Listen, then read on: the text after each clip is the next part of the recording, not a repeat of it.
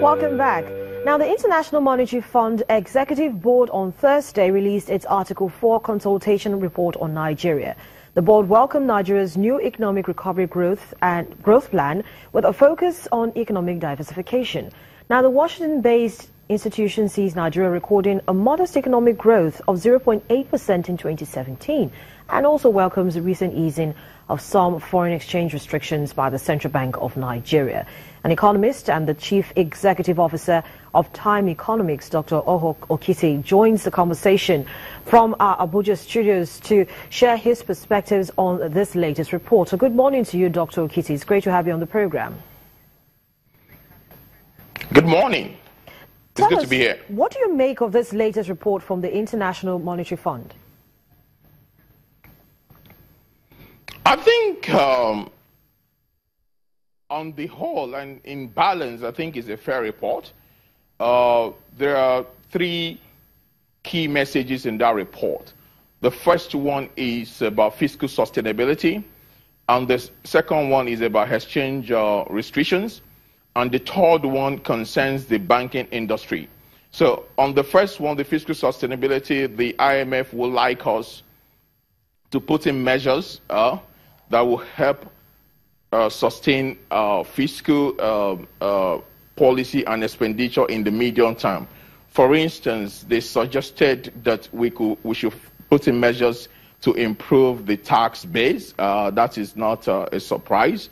And the second thing I think they said was that we should increase VAT from 5 to 7.5%, especially considering that VAT in West Africa, outside of Nigeria, the average is 16%.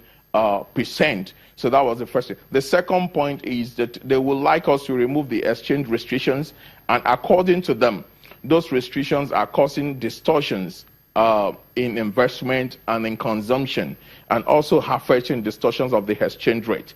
Then the third one is relating to the banking industry. They feel that while the capital in the banks are adequate, especially for the first tier and the second tier banks, they are concerned about the third tier set of banks, and they feel also that liquidity has been squeezed, and they also feel that the assets of the assets on these banks' books have been impaired. So they also expect us to improve the measures to contain the risk from all these conditions. Yes, I think it's a very good report. Dr. Okiti, let's start from your last point and work our way up. Taking a look at the banks now, for instance, this is one issue that was even highlighted by the Central Bank of Nigeria at its just concluded Monetary Policy Committee meeting, and talked about working more with the banks to try to address the concerns and improve their asset quality as well. But do you think that based on what the IMF has now highlighted, it needs to be done now than later? Well, my understanding is that the nature of this engagement are always ongoing. I mean, it's a constant engagement between the central bank and the banks, and I'm sure the public does not expect them to keep coming out with statements following each engagement. So I'm sure the central bank understands what the situation is in these banks, and also, as the IMF has suggested, that is actually what is required, a constant engagement to ensure that if there is going to be, if the capital is not going to be adequate, given the changing economic conditions, they will be on standby and to request that these banks improve their capital and also take necessary actions. So I think these are ongoing engagement, and I think the central bank, I expect anyway, that they are on top of it. And we may not just have the details of this engagement, but I think there should be no, I don't think there should be any cause for alarm. Yes. Okay. Dr. Okiti, I've not asked you this question before, but I've asked it several times on this program. So I'm going to ask you this. Do you think at this time the industry, that's the banking sector, banking industry, needs to have a major reform? I'm talking about a recapitalization. I don't think so. I don't think so, because even if you take the message from the IMF Article 4 report, it did not say that the whole banking industry once requires additional capital. It did not actually say any of the banks require additional capital now.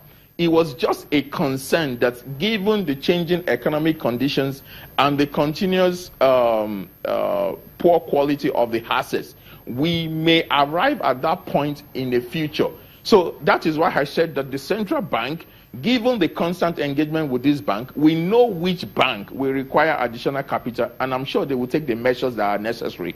But I don't think we should, because of that concern, I don't think we should arrive at the conclusion that, oh, all the banks in Nigeria require additional capital. I don't think that is the case. All right, so let's talk a little bit more about the taxes. According to the reports, the IMF has suggested an increase of tax from 5 to 7%. And let's not forget that very recently, the federal government also talked about increasing taxes on luxury items to about 15% and more. For the regular value-added tax, do you think Nigeria can afford an increase at this time?